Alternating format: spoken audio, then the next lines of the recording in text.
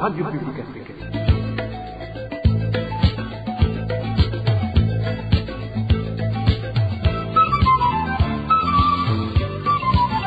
Radio Publique Africaine.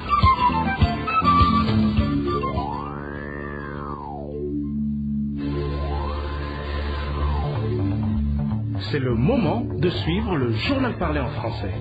À la présentation, Nadège Ilakose. C'est un plaisir de vous retrouver, chers auditeurs de la RPIA. Bienvenue dans le journal de ce lundi 5 mai 2025. Tout d'abord, les titres. La Commission nationale indépendante des droits de l'homme, CNIDH, a depuis ce lundi de nouveaux dirigeants. Monseigneur Martin Blaise Nyawoho a été élu président de la CNIDH par l'Assemblée nationale et Gérard Lugeminwaza a été élu comme vice-président de cette commission. Les Burundais réfugiés en Tanzanie demandent que leur sécurité soit assurée et qu'ils soient relocalisés vers un pays tiers. Dans une correspondance du 3 mai 2025, ils dénoncent les violences dont ils sont victimes dans les camps de Nduta et Nyarugusu. Et l'organisation Parsem met en exergue les problèmes qui se sont remarqués au cours de la préparation des prochaines élections au Burundi. Voilà pour le sommaire, tout de suite le développement de ces titres.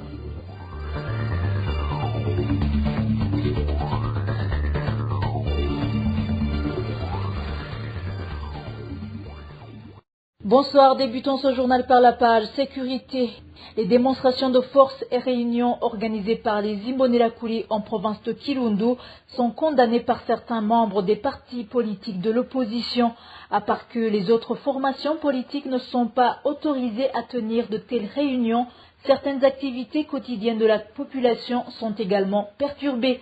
Les détails avec Hervé Niyuhire. L'une des démonstrations de force et réunion organisée par le parti CNDD-FDD et les Imbonerakure a eu lieu ce samedi. Selon notre source, les 4 communes qui composent la province Kirundo se sont retrouvées dans un stade de football, ce qui a perturbé certaines activités de citoyens. Lors des activités de démonstration de force organisées par le CNDD-FDD, les communes de Kirundo, Gabila, Fumbi et Nega se sont réunis pour montrer leur force. Ils ont fait une marche depuis la vallée jusqu'au stade. Nous réalisons donc que le parti CNDD-FDD perturbe nos activités car on était obligé de tout fermer et celui qui ouvrait finit par paiement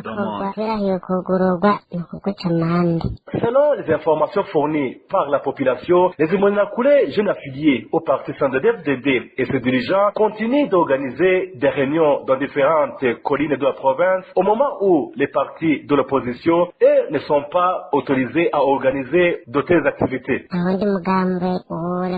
Aucun autre parti n'est autorisé à faire cela parce qu'ils sont déjà au pouvoir, ils peuvent faire ce qu'ils veulent. Mais maintenant, aucun parti de la province Kirundo n'est autorisé à convoquer une réunion à l'intention de leurs membres dans différentes collines. Mais le CNDD-FDD a toujours tenu des réunions dans les collines tous les jeudis pour discuter de l'avancement des préparatifs des élections.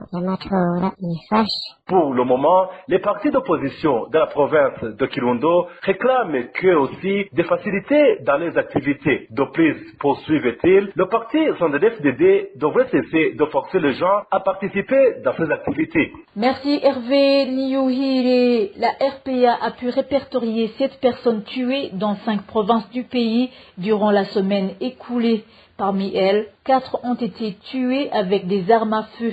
Emmanuel Deschimier revient sur ces meurtres. 3 personnes sont mortes en province de Bubanza la semaine écoulée. Il s'agit d'un policier du nom de Jean-Claude Bizimana surnommé Kirenge qui tirait à bout portant sur son collègue du nom de J. Bachiraïchizé surnommé Voubi et en même temps sur une femme du nom de Léa Manirakiza. Après le double meurtre, le policier en question s'est abattu à son tour avec un pistolet. Le drame s'est produit mardi dernier dans un bistrot dit New Star situé au chef-lieu de la province de Bubanza. Pour cause, l'auteur de cette criminalité n'avait pas digéré le fait que son collègue partage un verre avec sa fiancée. En province de Bururi, un certain Veniste Nyongabo, âgé de 53 ans, a été retrouvé mort sur la colline et zone Mueza en commune Rutovu mercredi dernier. Nos sources à Rutovu indiquent que la victime portait des blessures au niveau de la tête. Veniste Nyongabo était un ancien militaire des forces armées burundaises. Encore mardi de la semaine dernière, un sexagénaire nommé Mukucha a été tué par des Imbonerakure à son domicile sur la colline Muyaga, commune et province Changuzo. Nos sources à Changuzo indiquent que la victime a été exécutée dans un endroit appelé Kwirigara, accusé de vol. Un argument que la population locale rejette catégoriquement. En province Rumongue, un orpailleur a été fusillé dans une bagarre qui s'était produite entre les orpailleurs et les policiers sur la colline Gishiha de la commune Burambi lundi dernier. Nos sources à Burambi indiquent que les policiers y rendaient pour arrêter les activités de ces orpailleurs, d'où la bagarre a éclaté. La dernière personne tuée et répertoriée par la RPA est un habitant de la mairie de Bujumbura. Il s'agit d'un homme du nom d'Atanazi Ngirikimazi, âgé de 50 ans.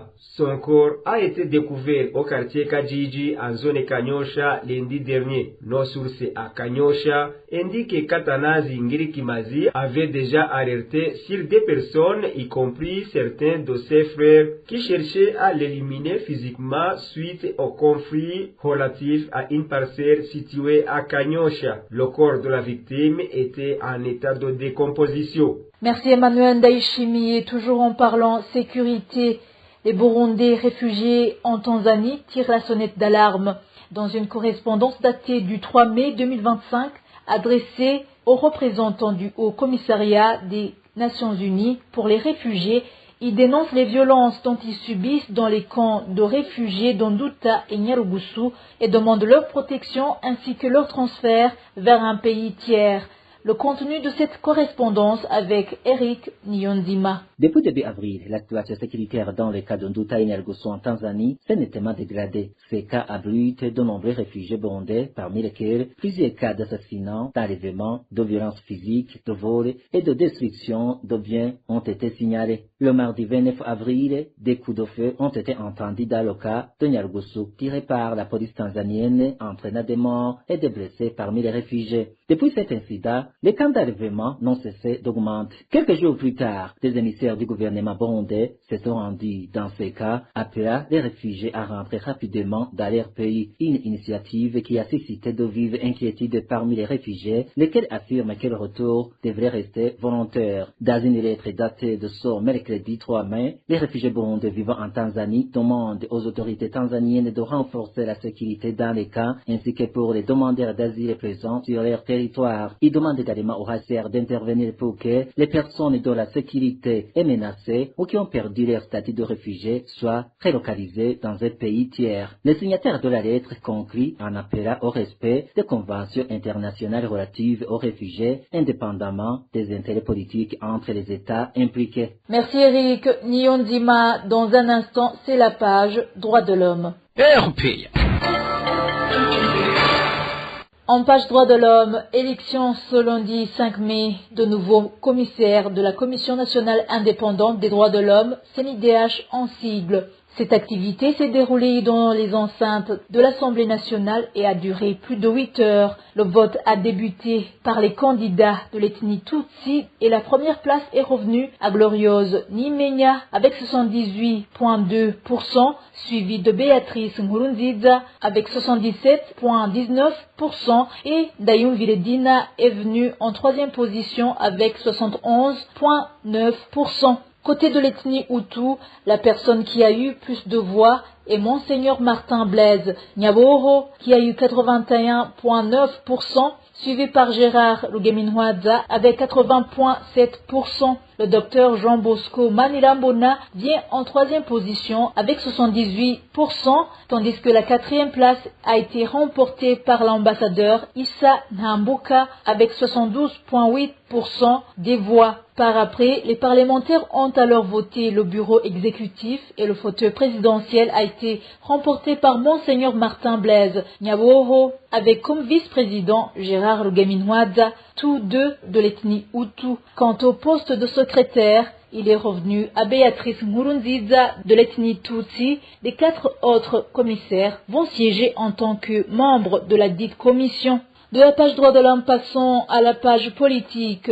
Le processus électoral qui discrimine les partis de l'opposition, le manque de carburant qui compliquera les participants aux élections et la population qui ne s'intéresse pas aux élections sont quelques-uns des problèmes qui se sont fait remarquer au cours de la préparation des prochaines élections. C'est du moins ce qui ressort de l'analyse de l'organisation de la société civile burundaise active dans le domaine de la bonne gouvernance, PARSEM, par rapport au processus électoral. Faustin Ndikumana, président de la PARSEM, demande à la CENI de garantir aux journalistes le droit de surveiller les élections comme l'exige la profession, car leur participation est primordiale. Suivez Faustin Ndikumana, président de la PARSEM. Les élections sont marquées actuellement par un manque d'abord d'engouement de la part de la population, suite au contenu de vie dans lequel elle se trouve.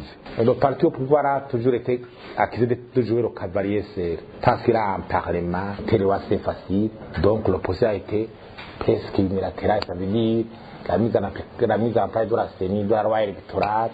L'opposition a toujours dénoncé d'être exclue. Mais, comme le gouvernement dit, nous devons élaborer tous ces textes, nous les faisons passer au Parlement. C'est facile, pour des conditions qui pourront limiter l'accès des candidats à leurs militants sur le terrain suite à cette réalité du carburant. Mais je ne proposerai pas de solution comme quoi il faut privilégier les candidats aux élections et dresser les activités de la vie quotidienne ici, aller au marché, aller à l'hôpital, se rendre au travail. Non, le gouvernement doit s'arranger à disponibiliser une quantité de carburant suffisante. Il y a aussi le verrouillage institutionnel. L'opposition a toujours dénoncé le verrouillage à la base. Mais comme les résultats à la base ne sont pas punis ou réprimandés, on dit qu'il y a qu'il y a presque une connivence entre le sommet et la base. La transparence au niveau de la publication des résultats, qui restera l'apanage de ces membres de la CENI, je crois, ou des autorités, alors que ça devait être transparent et publié régulièrement. L'équipe EAS.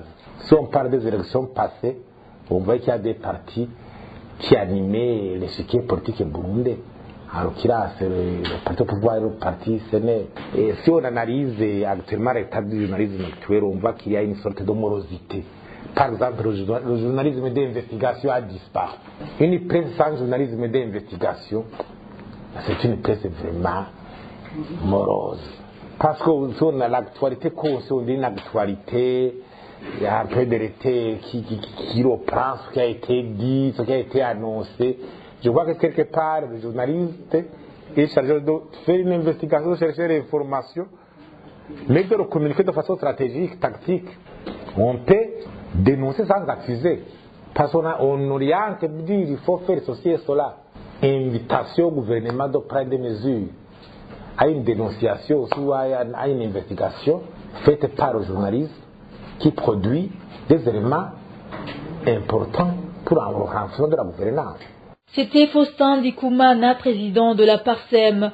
Parlons santé, la radiologie de l'hôpital du district sanitaire de Gihofi, situé dans la province sanitaire de Rutana, ne fonctionne pas depuis 2 mois. Les patients qui fréquentaient cet hôpital pour des examens qui nécessitent cette radiologie sont obligés de se rendre au chef-lieu de la province de Rutana. Certains des prestataires de soins à cette structure sanitaire demandent au directeur qui assure l'intérim de trouver solution à ce problème. Ding Karondo nous présente la situation. Cette radiologie de l'hôpital de Gihofi ne fonctionne pas depuis le mois de mars. Les patients en nécessité se rendent péniblement au chef-lieu de la commune Rutana. En plus de l'argent payé pour les examens, ils dépensent une somme importante pour le ticket de transport, comme l'indique notre source en commune de Bukemba où est implantée cette structure sanitaire. Les citoyens éprouvent de difficultés parce qu'ils sont obligés de se rendre à Rutana pour les examens. Un parcours de 30 km, le ticket de transport jusqu'à Rutana est estimé à 10 000 francs. Une fois qu'ils s'y rendent, ils doivent se munir d'une somme de 20 000 francs et à cela s'ajoutent les frais d'examen. Par après, ils ramènent encore les résultats à Gihofi. Vous comprenez que les malades ont des difficultés. Les radiologues ont proposé au directeur qui assure l'intérim à cet hôpital du district sanitaire de Gihofi les moyens de réparation de cet appareil médical, mais il regrette l'inaction de cette autorité durant tous ces 2 mois, ajoute notre source. Les radiologues nous ont révélé qu'il y a un manque de produits qu'ils utilisent et le directeur a refusé de les acheter depuis le mois de mars. De plus, ils ont adressé une correspondance au directeur pour lui informer de ce problème et lui ont orienté de là où il pourrait trouver ces produits. Mais ce directeur qui assure l'intérim n'a pas réagi. Des prestataires de soins au sein de cette structure sanitaire demandent à cet effet au directeur qui assure l'intérim de faire tout son possible pour que cet appareil irremplaçable dans le domaine médical soit de nouveau opérationnel. Le service de la radiologie est incontournable, surtout dans un hôpital du district. Plusieurs malades souffrant de diverses pathologies le sollicitent, notamment ceux qui souffrent des poumons, ceux qui se sont cassés les parties du corps ou encore ceux qui endurent le problème relatif à l'évacuation de leur matière fécale. Cet appareil est indispensable pour tous ces examens. À ce sujet, la rédaction de la RPA n'a pas encore pu joindre Sylvestre Naklutimana, le directeur assurant l'intérim à l'hôpital de Gihofi. Dans les éditions ultérieures, l'on parlera ce qui est arrivé aux radiologues de cet hôpital qui ont osé exposer ce problème. Merci Digne Karundo. La pénurie des cartes d'assistance médicale, CAM en sigle, pourrait être résolue dans un délai d'1 mois au maximum. Cette annonce a été faite par le ministre des Finances, Nestor Naonouye, à la fin de la semaine écoulée, alors qu'il présentait devant l'Assemblée nationale le projet de loi portant budget général de l'État pour l'exercice 2025-2026. Le ministre a réagi aux inquiétudes exprimées par plusieurs députés quant à la rareté persistante de ces cartes dans le pays. Suivez plutôt le ministre des Finances, Nestor Naonouye. En ce qui est de la pénurie des cartes d'assurance maladie, l'ordonnance y afférente a été promulguée. Les cartes d'assurance maladie continuent d'être commercialisées au tarif habituel. Un autre honorable député a également soulevé cette préoccupation. Il est vrai que ces cartes ont connu une période de rareté. Toutefois, au cours de cette même année, de nouvelles cartes ont été mises à disposition et leur distribution est en cours. De surcroît, un autre marché public est actuellement en préparation. Nous estimons qu'à l'horizon du mois prochain, la situation sera entièrement régularisée. Cette initiative permettra d'assurer une large disponibilité des cartes d'assurance maladie. Le gouvernement, conscient de l'importance de cette question, l'a prise en main avec le sérieux qu'elle mérite, afin de garantir à tous les citoyens un accès effectif à ces cartes, conformément aux dispositions prévues par la loi.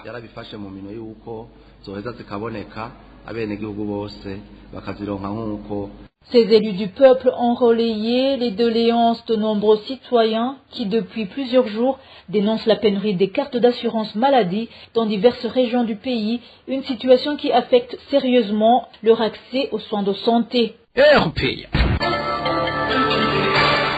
À présent, page éducation, les parents ayant des élèves fréquentant les écoles situées dans la commune Gachoro, en province de Muyinga, s'inscrivent en faux contre le directeur communal de l'enseignement dans cette commune, qui leur demande de l'argent non justifié à chaque début d'examen. Ces parents qualifient ce comportement du directeur communal de l'enseignement de Gachoro de vol planifié. Le point avec Elvis Nyomongere. 5 000 francs est la somme exigée à tout élève de l'école secondaire en commune Gachoro avant les examens de la RIJA, soi-disant réservés pour la photocopie des examens, déplore et ses parents. Tout élève doit payer 5 000 francs burundais. On est habitué à cela, c'est un ordre. Lors d'un examen de tel ou tel autre enseignant, c'est ce dernier qui vient vous dire que vous devez payer 5 000 francs burundais chacun pour participer à son examen. Le minimum payé par un élève, c'est 5 000 francs burundais. Les parents des élèves dans cette commune de Gashoro révèlent que c'est le directeur communal de l'enseignement qui leur a donné l'ordre de collecter cet argent, ce que ses parents accueillent comme un plat de retirer de l'argent gratuitement poursuit ses parents. Le directeur communal de l'enseignement en commune Gashoro s'appelle Oscar Shimirimana. Depuis son accession à ce poste, tous les enseignants ont commencé à demander de l'argent à ses élèves. Tout enseignant qui veut donner un examen exige aux élèves de payer d'abord. Ces magouilles se font de la 7e année jusqu'en première année. Les parents ayant des élèves au lycée communal de Gashoro demandent au directeur professeur de l'enseignement à Muyinga de suivre de près ces magouilles. La rédaction de la RPA n'a pas encore pu joindre Oscar Nshimirimana, directeur communal de l'enseignement à Gashoro, pour une réaction à ce propos. En étant toujours à Muyinga, les usagers de l'axe Muyinga-Krovero indiquent que cette route est en ruine depuis maintenant 3 ans. Ces usagers demandent que cette route soit réhabilitée dans les meilleurs délais, car non seulement elle cause des accidents, mais également elle endommage leurs véhicules, car truffés de nids de poules. Rémi Ndelagakura. Les usagers de la route reliant Muyinga au poste frontalier tanzanien de Krovero tirent la sonnette d'alarme sur l'état de la dégradation très avancée de cet axe stratégique. Selon notre source à Muyinga, la circulation sur cette route devient de plus en plus difficile, voire dangereuse. Quand on croise un gros camion, il faut attendre entre 40 minutes et 1 heure d'attente pour pouvoir passer. Les nids de poules sont nombreux, surtout dans les localités de Rugari et de Kinazi, apporte une source locale. Sur les axes menant vers le centre de Muyinga ainsi qu'en direction de Kinazi, les usagers sont confrontés à une succession de nids de poules et de pistes poussiéreuses et boueuses, rendant la circulation difficile et dangereuse. Dans certaines localités, comme Rugari, la route est quasiment impraticable. Les transporteurs qui empruntent quotidiennement ce tronçon ont les nombreuses conséquences de cette situation, telles que les risques accrus d'accidents, des pannes fréquentes de véhicules et des retards importants des passagers. Il appelle aux autorités compétentes à la réhabilitation immédiate de cette route cruciale pour les échanges entre le Burundi et la Tanzanie. Merci Rémi Ndelagakura. Dernier dossier de ce journal. La problématique liée à la présence des enfants en situation de rue en mairie de Bujumbura peine à trouver de solution. Par conséquent, la sécurité des citoyens est menacée par ces enfants quand ils sont en train de chercher de quoi se nourrir. Les détails avec Balthazar Mivuro. Il se remarque ces derniers temps, dans les différentes localités de la mairie de Bujumbura, des enfants en situation de rue. Certains habitants des différents quartiers de la mairie de Bujumbura affirment que le nombre de ces enfants augmente du jour au lendemain. Ces habitants indiquent qu'en cherchant à survivre, ces enfants menacent certaines fois la sécurité des uns et des autres. Avant, ces enfants étaient présents en grand nombre au centre-ville, mais actuellement, ils se remarquent au niveau de différents quartiers. Durant les heures de la soirée, ces enfants deviennent trop violents. Ils opèrent des vols et se munissent des outils qu'ils utilisent pour blesser des gens. Aussi, ils entrent dans des restaurants et veulent manger par force. Cette source explique également que parmi ces enfants en situation de rue, figurent ceux qui avaient été rassemblés dans le centre de ces enfants érigés en province de Changuzo. Questionné sur le motif les ayant poussés à quitter le dit centre pour retourner dans la rue, ces enfants répondent qu'ils vivent dans des conditions difficiles. Ce qu'il faut savoir, c'est que parmi ces enfants, on trouve ceux qui avaient été rassemblés à Changuzo. Cela explique qu'ils ont quitté le centre de rassemblement suite aux activités dont ils étaient obligés d'exécuter, qui étaient fatigants pour eux. Franchement, si rien n'est fait, ces enfants peuvent constituer un grand problème pour le pays. La rédaction de la RPA a essayé de joindre par téléphone Jimmy Hatugimana, maire de la ville de Bujumbura, pour qu'il réagisse sur cette situation, mais sans succès. Merci à toi Balthazar Miburu. Et voilà, chers auditeurs, c'est ici que nous mettons un point final au journal de ce lundi 5 mai 2025. Merci pour votre aimable écoute. Merci à l'équipe rédactionnelle ainsi qu'à l'équipe technique. Bon début de la semaine à tous.